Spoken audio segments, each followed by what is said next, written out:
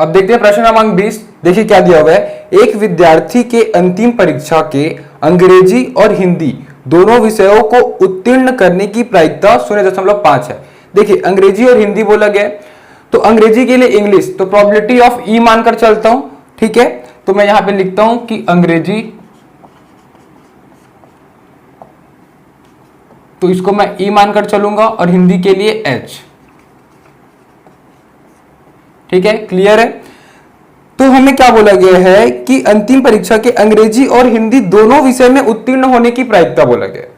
तो दोनों विषय में तो क्या हो जाएगा, प्रोबेबिलिटी, प्रायिकता दोनों विषय, तो इंग्लिश के लिए ई और हिंदी के लिए एच, दोनों विषय बोला गया है, तो कॉमन यानी कि इंटरसेक्शन सर्वनिष्ठ लग जाएगा, ठीक है, दोनों बराबर, ये हमें दिया हुआ है 0.5। और दोनों में से कोई एक भी विषय उत्तीर्ण न करने की प्रायिकता, दोनों में से कोई भी विषय उत्तीर्ण नहीं करेगा, मतलब दोनों में अनुत्तीर्ण होगा, तो अनुत्तीर्ण को मैं डैश से रिप्रेजेंट करूंगा, उत्तीर्ण को ई से और अनुत्तीर्ण को ई डैश से। तो क्या हो जाएगा, देखिए P of E dash intersection H dash बराबर ये दिया हुआ है 0.1, ठीक है। तो देखिए जब भी ऐसा दोनों में डैश होता है उसको हम एक ही में कर लेंगे। तो ये हम पढ़ चुके हैं कि अगर E और H इसको एक में करेंगे तो ये साइन चेंज हो जाएगा, ये जो सर्वनिष्ठ का है वो सम्मिलन हो जाएगा, अगर होल ब्रैकेट में अगर मैं इसको लिखा तो, ठीक है। ये हम पढ़ चुके हैं, ये डी मॉर्गन थ्योरम होता है, De Morgan law equal to 0.1, ये हमें दिया हुआ है। ये चीज हम पिछले प्रश्न में भी देख चुके हैं कि अगर ई डैश और एच डैश है, इसको मुझे एक ही साथ लिखना है तो एक साथ मैं लिख सकता हूं, लेकिन जो ये साइन है वो चेंज हो जाएगा, जो इंटरसेक्शन है वो यूनियन हो जाएगा, ठीक है, यानी कि सर्वनिष्ठ सम्मिलन हो गया। तो ये हमें दिया हुआ है। अब देखिए और क्या दिया हुआ है, आगे प्रश्न में देखिए लिखा हुआ है कि यदि अंग्रेजी की परीक्षा उत्तीर्ण करने की प्रायिकता, तो P ऑफ ई हमें दिया हुआ है 0.75। तो हिंदी की परीक्षा उत्तीर्ण करने की प्रायिकता क्या है, तो हिंदी की परीक्षा यानी कि P ऑफ H ये हमें ज्ञात करना है। तो देखिए हमें P ऑफ H ज्ञात करने के लिए P ऑफ E तो पता है, देखिए P का E सर्वनिष्ठ H पता है, यूनियन हमें ज्ञात करना है, तो हमें कहां से मिलेगा, देखिए यहां से। इसको मैं क्या कर सकता हूं, तो देखिए इसी लाइन को मैं यहां पे हल करता हूं, क्या हो जाएगा, ये P of E union H का whole dash plus P of E union H बराबर 1, ये होगा। देखिए P of A dash plus P of A equal to 1 होता है। हमें इसका मान दिया हुआ है 0.1, तो 0.1 प्लस में उधर जाके माइनस में हो जाएगा, तो क्या हो जाएगा, P of E union H बराबर 1 माइनस इसका मान क्या है 0.1, ये क्या हो जाएगा, 1 में 0.1 घटा दूंगा 0.9, तो P ऑफ E सम्मिलन H ये हो गया 0.9, क्लियर है। तो इस लाइन के बाद इसको हम निकाल देंगे, फिर इसको लिख लेंगे। अब देखिए हमें क्या ज्ञात करना है, P ऑफ H, तो सिंपल है, फॉर्मूला में पता है P of E union H plus P of E intersection H equal to P of E plus P of H। देखिए यूनियन क्या अभी हम निकाले 0.9, देखिए इंटरसेक्शन क्या दिया हुआ है 0.5, E क्या दिया हुआ है 0.75, और ये हमें निकालना है। इसको इस तरफ ला लेते हैं, 0.9 और 0.5 दोनों को आपस में जोड़ेंगे क्या होगा, तो 9 5 क्या होता है 14, तो 14 मतलब कि 1.4 हो जाएगा, ये माइनस में क्या हो जाएगा 0.75 बराबर P ऑफ H। देखिए इसको माइनस करूंगा क्या होगा, यहाँ पे 4 शून्य बोल सकता हूँ, शून्य में 5 घटाऊंगा नहीं घटेगा, 10 में 5 घटाना पड़ेगा, क्या हो जाएगा 5, ये 4 हो गया 3 में 7 नहीं होगा, 13 में 7, तो 13 में 7 घटाऊंगा क्या बचेगा 6, तो 0.65 हो गया P ऑफ H। तो मैं बोल सकता हूं कि हिंदी का प्रायिकता 0.65 होगा, तो ये हो जाएगा इसका उत्तर। अब आते हैं इस प्रश्नावली का अंतिम प्रश्न, प्रश्न क्रमांक 21। देखिए क्या दिया हुआ है, एक कक्षा के 60 विद्यार्थियों में से 30 ने एनसीसी, 32 ने एनएसएस और 24 ने दोनों को चुना। देखिए टोटल कितना 60 विद्यार्थी थे, तो मैं यहां पे बोल सकता हूं कि number of sample space rather समिष्टि कितना 60 दिया हुआ है। और देखिए क्या दिया हुआ है, 30 ने एनसीसी, ठीक है, तो 30 ने एनसीसी बोला गया है, तो जब मैं एनसीसी का प्रायिकता निकालूंगा, प्रायिकता एनसीसी का, तो क्या हो जाएगा एन ऑफ ए क्या होगा इसके लिए, मतलब कि अनुकूल परिणाम क्या है 30, तो क्या हो जाएगा 30 बट्टे नंबर ऑफ सैंपल स्पेस कितना है 60, तो 30 बट्टे 60 क्या हो जाएगा 30 एकम 30, 30 दूनी 60, 1 बट्टे 2 हो जाएगा। क्लियर है।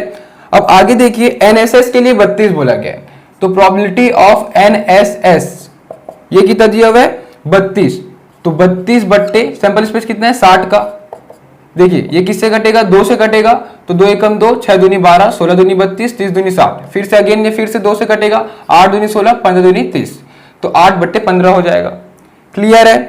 अब देखिए अब क्या दिया हुआ है, और 24 ने दोनों को चुना है, 24 जो थे वो दोनों को चुने, इसका मतलब दोनों यानी कि इंटरसेक्शन होगा। ठीक है, तो क्या होगा P, तो एनसीसी एनएसएस है। ठीक है, तो एनसीसी और एनएसएस दोनों बोला गया, इसका मतलब इंटरसेक्शन सर्वनिष्ठ, तो दोनों का सर्वनिष्ठ ये दिया हुआ है कितना 24, तो 24 बट्टे क्या हो जाएगा इसका प्रायिकता, सैंपल स्पेस कितना था 60, ये हो जाएगा 2 से कटेगा 12 दूनी 24, 30 दूनी 60, फिर से 2 से कटेगा 6 दूनी 12, और ये हो जाएगा 15 दूनी 30, फिर ये 3 से कटेगा तो 3 दूनी 6, और फिर क्या हो जाएगा ये 3 दूनी 6 और 3 पंचे 15, तो 2 बट्टे 5 हो जाएगा। अब देखिए ये तो प्रायिकता आ गया, अब हमें ज्ञात क्या करना है वो देख लेते हैं। सबसे पहला देखिए विद्यार्थी ने एनसीसी या एनएसएस को चुना है, या बोला गया है। ठीक है, तो एनसीसी या एनएसएस हमें ये याद करना है, तो प्रायिकता एनसीसी और एनएसएस, देखिए यहां पे या का प्रयोग हुआ है मतलब सम्मिलन यूनियन, ये हमें ज्ञात करना है। सबसे पहला चीज तो ये हो गया, तो देखिए इसको हम याद कर लेते हैं। हमारे पास सूत्र है कि P of NCC union NSS plus P of NCC intersection NSS बराबर होगा P of NCC plus P of NSS. देखिए हमें ज्ञात क्या करना है यूनियन, तो इसको एज इट इज रखता हूं, तो P of NCC union NSS equal to, देखिए P ऑफ एनसीसी क्या दिया हुआ है, ये इधर जाके माइनस हो जाएगा, इसको बाद में लिखूंगा लास्ट में। पहले एनसीसी का प्रायिकता क्या है 1/2, तो 1/2 धन एनएसएस का प्रायिकता क्या है 8/15, तो ये हो जाएगा 8/15। अब माइनस हो जाएगा ये प्लस वाला, ये दोनों का इंटरसेक्शन सर्वनिष्ठ कितना है 2/5, तो ये हो जाएगा 2/5। देखिए लघुत्तम लूंगा, तो लघुत्तम लूंगा तो क्या हो जाएगा इसका लघुत्तम 30 आएगा। ठीक है, देखिए अब 30 भागित 2, ठीक है, दोनों को भाग करेंगे कितना आएगा 15, तो ये हो जाएगा 15 प्लस ये हो जाएगा 2, 2 गुना 8 ये हो जाएगा 16 माइनस 5 6 के 30, तो 6, फिर 6 दूनी 12। देखिए इसको हल करूंगा क्या होगा 15 और 16 ये हो जाएगा 31, 31 में 12 घटाऊंगा कितना बच जाएगा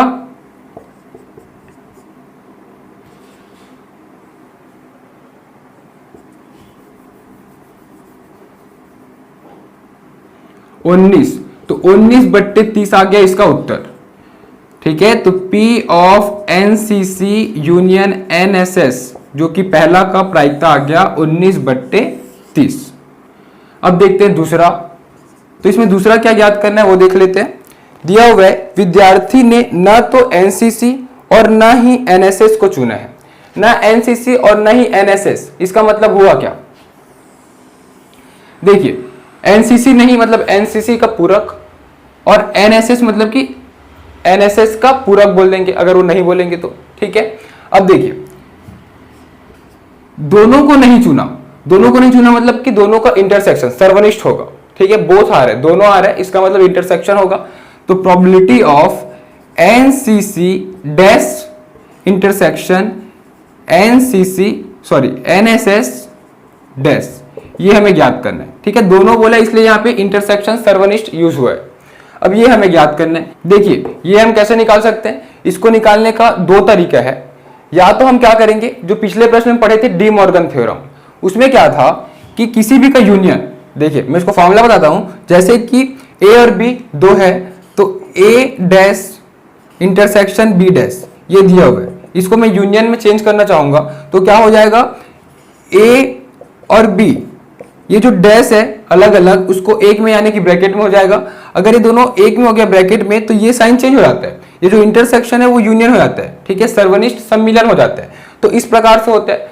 तो उसी प्रकार मैं इसको भी लिख दूंगा, क्या हो जाएगा, P of NCC intersection NSS, ठीक है, ये दिया, इसका होल डैश अगर मैं करना चाहूं, ठीक है, समझ में आ रहा है ना, ये बराबर होगा, ये दोनों डैश बराबर होगा P ऑफ NCC, ये चेंज हो जाएगा, जो इंटरसेक्शन है वो यूनियन हो जाएगा NSS का होल डैश। देखिए वही फॉर्मूला वहां पे लगा दिया, क्लियर है, एक A डैश की जगह NCC डैश है और B डैश की जगह NSS डैश है।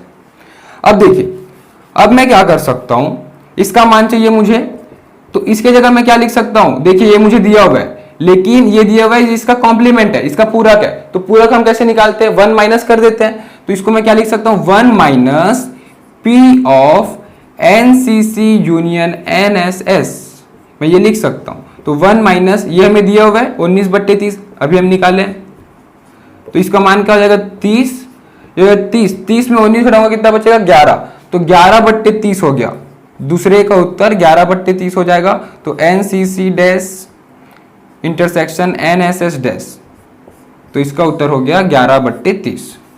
क्लियर है। देखिए दूसरा तरीका क्या था कि हम क्या करते, NCC डैश निकालते, ठीक है, तो यहाँ पे NCC है तो 1 माइनस 1/2 करते, तो 1/2 आता, और क्या करते NSS डैश निकालते, तो NSS डैश यानी कि 1 माइनस 8/15 करते, ठीक है, तो ये दोनों का उत्तर रहता, उसको क्या करते, ये जो इंटरसेक्शन है मैं आपको बता चुका हूं, इंटरसेक्शन में गुना करते हैं और यूनियन में प्लस करते हैं, तो दोनों को आपस में गुना करते हैं, ये दोनों की जो पूरक आता उसको, तो ये आया था 11/30 आ जाता, ये दूसरा तरीका था। अब देखते हैं तीसरा प्रश्न, इसमें क्या दिया हुआ है, देखिए विद्यार्थी ने NSS को चुना है किंतु NCC को नहीं चुना है। देखिए इसको मैं क्या लिख सकता हूं, प्रायिकता, NSS को चुना है NCC को नहीं, ये बोला गया,